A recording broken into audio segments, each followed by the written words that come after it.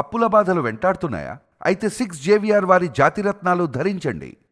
Right, break news చూస్తున్నాం మనం TV screen పై. పూణేకి చెందిన 26 ఏళ్ల కేతన్ అగర్వాల్ ఒక పెద్ద real estate business man.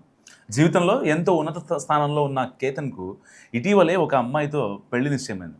So ఇరు కుటుంబాలు ఎంతో సంతోషంగా నవంబర్లో ఉదయ్పూర్లోని ఒక లగ్జరీ ప్యాలెస్లో గ్రాండ్గా పెళ్లి చేయడానికి ఏర్పాట్లు కూడా చేసుకుంటున్నారు. అందరూ పెళ్లి హడావుల్లో చాలా బిజీగా ఉన్నారు కూడా ఒక రకంగా చెప్పాలంటే. ఇక్కడ ట్విస్ట్ ఏంటంటే జూన్ 19న కాబోయే భార్య పుట్టినరోజును చాలా గ్రాండ్గా సెలబ్రేట్ చేసుకుందాం అనుకున్నాడు ఏదో అప్కమింగ్ వాళ్ళ ఫియాన్సీ కేతన్. సో జూన్ 18న తన కాబోయే భార్యను కొందరు ఫ్రెండ్స్ని తీసుకొని చారిత్రక లోహగఢ్ కోటకు వెళ్ళాడు. అక్కడే సీన్ రివర్స్ అయింది. కోట పైనుంచి దాదాపుగా 400 అడుగుల లోతు లోయలో పడి కేతన్ అక్కడికక్కడే మృతి చెందాడు. కేతన్ చనిపోగానే కాబోయే భార్య పోలీసుల ముందు ఒక కట్టుగా తల్లింది. మేమంతా ట్రెక్కింగ్కి వచ్చాం, కేతన్ నన్ను ఫోటోలు తీస్తున్నాడు. ఆ సమయంలో ఒక్కసారిగా పెద్ద గాలి వీచడంతో బ్యాలెన్స్ తప్పి లోయలో పడిపోయాడంటూ ఏడ్చింది. మొదట పోలీసులు కూడా దీన్ని ప్రమాదంగానే భావించారు. కానీ సీన్ కట్ చేస్తే విచారణ సమయంలో ఆ యువతి ప్రవర్తనపై పోలీసులకు గట్టి అనుమానం వచ్చింది. ఆమె మాటల్లో పొంతన లేకపోవడంతో పోలీసులు తమదైన శైలిలో నిలదీశారు. అంతే, అసలు నిజం కక్కేసింది. అది ప్రమాదం కాదు, పక్కా ప్లాన్ ప్రకారం చేసిన హత్య అని. సో తన ప్రియుడితో కలిసి జీవించడానికే కాబోయే భార్య ఈ ఘాతకాన్ని కొడిగట్టింది. ప్రియుడితో కలిసి కేతన్ను కొండపై నుంచి నెట్టేసి చంపేసినట్లు కూడా పోలీసులు నిర్ధారించారు. ప్రస్తుతం కేతన్కు కాబోయే భార్య ఆమెకు సహకరించిన ప్రియుడిని ఇప్పుడు పోలీసులు అరెస్ట్ చేశారు. నమ్మి వెళ్ళిన వ్యక్తే నట్టేయటం ఉంచాడంటే ఇదేనేమో నిజంగా. సో పెళ్లి పీటలు ఎక్కాల్సిన వరుణ్ణి కాబోయే వధువే కాటికి పంపిన ఈ ఘటన ఇప్పుడు పూణేలో తీవ్ర కలకలం రేపుతోంది. గత వారం రోజులుగా నిజంగా ఈ ఘటనపై దేశవ్యాప్తంగా ఒక రకమైన చర్చ జరుగుతుంది. ఎందుకంటే ఒక మనోడేమో ఒక పెద్ద బిజినెస్ మ్యాగ్నెట్, రియల్టర్ రంగంలో తనదైన శైలిలో ముందుకెళ్తున్నాడు. ఒక యువ బిజినెస్ మ్యాగ్నెట్ అని చెప్పుకోవాలి. సో ఆల్రెడీ ఇంట్లో వాళ్ళంతా పెళ్లి సంబంధాలు చూశారు, చాలా చూశారు ఇప్పటిదాకా. సో ఒక పర్ఫెక్ట్ మ్యాచ్ కోసం వాళ్ళు ఎంతగానో వెయిట్ చేశారు. కట్ చేస్తే ఈ అమ్మాయి దొరికింది. కానీ వాళ్ళు ఎక్స్పెక్ట్ చేయలేదు ఆ అమ్మాయి త్రూగానే ఈ అబ్బాయికి గండం ఉంటుందని. సో అప్పటికే ఆల్రెడీ ఒకసారి తను అటెంప్ట్ ప్లాన్ చేసింది తన మీద, మర్డర్ ప్లాన్. సో అది ఆ ప్లాన్ ప్రకారం ఎంత స్ట్రాటజికల్గా వెళ్ళినా కానీ అది ఇంప్లిమెంటేషన్లో కొంచెం లోపం రావడం వల్ల అప్పుడు చనిపోలేదు. యాక్చువల్గా ఈ రియాల్టర్ చనిపోయింది జూన్ 18న. కానీ జూన్ 14నే ఒకసారి మర్డర్ అటెంప్ట్ చేసే ప్లాన్ వేసింది. కానీ అది వర్కౌట్ అవ్వకపోవడంతో యాక్చువల్గా వీళ్ళు బాలి వెళ్ళాలట. సో అక్కడికి వెళ్ళి ఈ యొక్క సెలబ్రేషన్స్ కానీ లేకపోతే ఇలాంటివి చేసుకుందాం అనుకున్నారు. ఎయిర్పోర్ట్ నుంచి వెనక్కి వచ్చేసారు అనమాట. యాక్చువల్గా ఏదైతే కొత్తగా పెళ్లి చేసుకున్న ఈ అమ్మాయి ఉందో ఆ అమ్మాయి పాస్పోర్ట్ దాచేయడంతో సో చెక్ ఇన్ దగ్గర వెళ్ళడానికి కుదరలేదు. సో వెంటనే వీళ్ళు బ్యాక్ వచ్చేసారు. ఈ యొక్క లోహగఢ్కి వెళ్ళారు. లోహగఢ్కి వెళ్తారు, ట్రెక్కింగ్ చేశారు, అంతా బాగానే ఉంది. ఆ తర్వాత ఈ అమ్మాయి ఇదే సమయం అనుకుంది, ఈ టైం కనుక మించిపోతే ఇంకొక టైం రాదు అని అనుకుంది. సో వెంటనే అక్కడ ఫోటోలు తీస్తున్నాడు అన్యం పుణ్యం ఎరుగని ఈ రియాల్టర్. సో ఫోటోలు తీసే క్రమంలో ఒక్కసారిగా గాలి వచ్చిందని చెప్పి పోలీసులు చెప్పింది. కానీ వాస్తవానికి ఏంటంటే నెట్టేసింది ఆ అమ్మాయి. వీళ్ళు ఆ అమ్మాయి చెప్పిన మాటల్లో, ఆ సమాధానాల్లో ఏమాత్రం పొంతన కనిపించకపోవడంతో పోలీసులకు కాస్త అనుమానం వచ్చింది.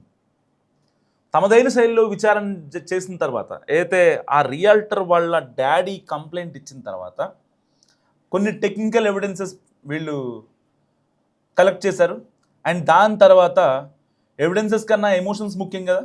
సో ఆ కోణంలోనే ఆ అమ్మాయిని విచారించిన తర్వాత ఆ అమ్మాయి చెప్పే విధానంలో కాస్త తేడా అనిపించింది. అండ్ దాని తర్వాత తన కాల్స్ని కూడా పోలీసులు పరిశీలించారు. సో ఇమీడియట్గా సిడిఆర్ తెప్పించారు.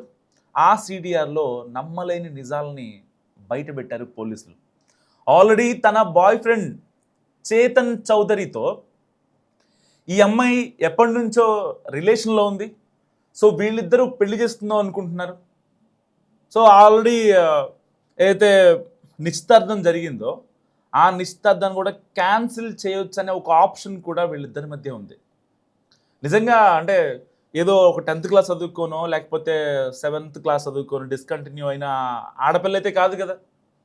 సో డిగ్రీ చదివింది, అబ్రాడ్లో కూడా మాస్టర్స్ చేసింది. సో అలాంటి అమ్మాయి ఇంత క్రూయల్గా బిహేవ్ చేయడం ఏంటనే దానిపై ఇప్పుడు చాలా మందిలో ప్రశ్నలు లేవనెత్తున్నాయి. అసలు చదువుకున్న అమ్మాయిలు సేఫా కాదా?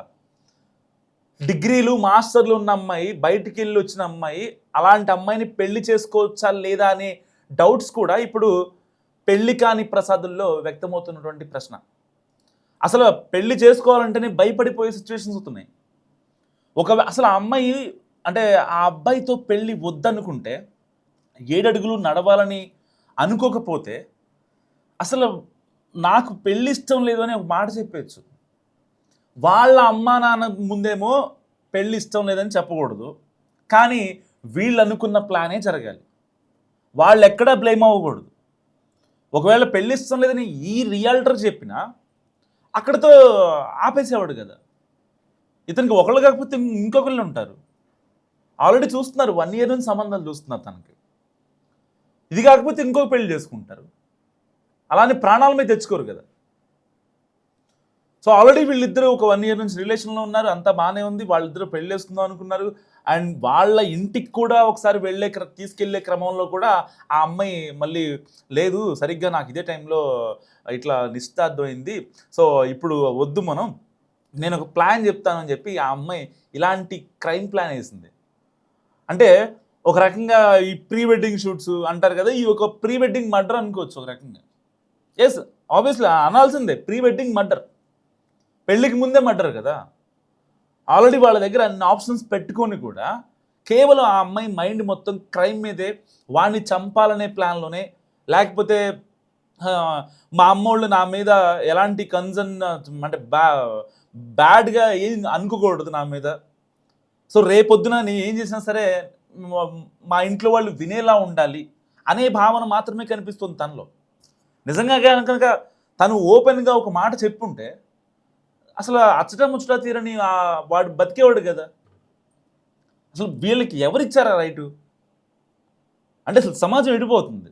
వాస్తవానికి ఇప్పుడు సుప్రీంకోర్టు చెప్పినా, ఎవరు పెద్దలు చెప్పినా, ఈ రోజుల్లో ఈ 5G జనరేషన్లో ఎవరైనా సరే, అంటే ఆల్మోస్ట్ వీళ్ళు ఒక పెద్ద రియాల్టర్స్, పెద్ద ఫ్యామిలీస్, అండ్ బయట చదువుకొని వచ్చారు, వెల్ ఎడ్యుకేటెడ్, జాబులు చేశారు. సో వాళ్ళకంటూ ఒక నెక్స్ట్ లెవెల్లో నాలెడ్జ్ ఉంటుంది, బయట సమాజానికి చెప్పేటువంటి ఒక నాలెడ్జ్ ఉంది వాళ్ళ దగ్గర.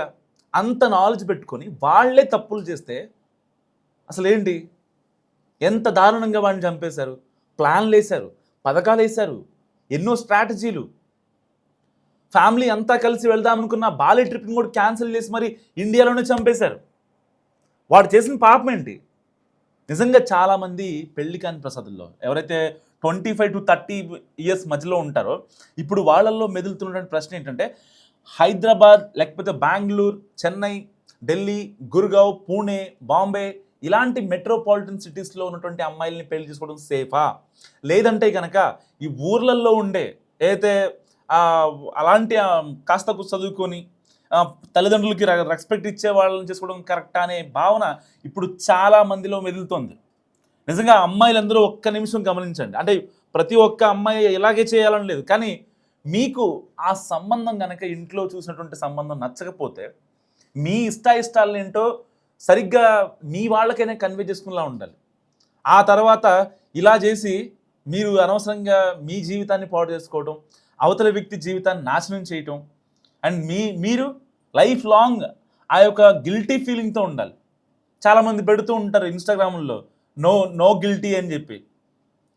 పాస్ట్ ఇయర్స్లో ఎలాంటి గిల్టీ లేదంటారు, కానీ వాళ్ళ వెనకాల ఉండే మొత్తం ఈ గిల్టీలే.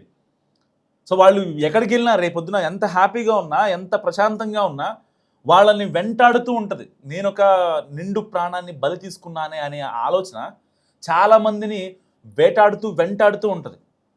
నిజంగా క్షణికావేశంలో చేసే మిస్టేక్స్ ఇలాంటివి చాలా దారుణంగా వెళ్ళిపోతాయి.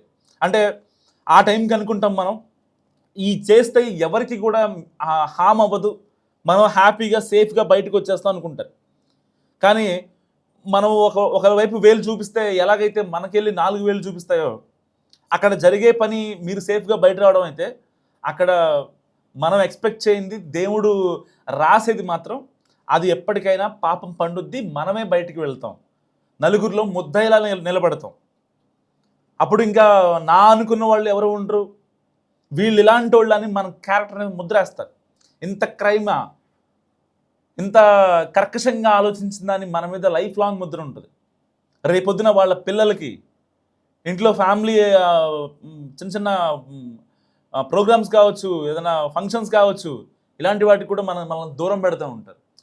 సో ఏదైనప్పటికీ అంటే పెళ్ళి వద్దు అనుకున్నప్పుడు ఇంట్లో వాళ్ళకి చెప్పడం నిజంగా 1000 రెట్లు బెటర్. మీరేమనుకుంటున్నారు? మస్ట్ కామెంట్ చేయండి.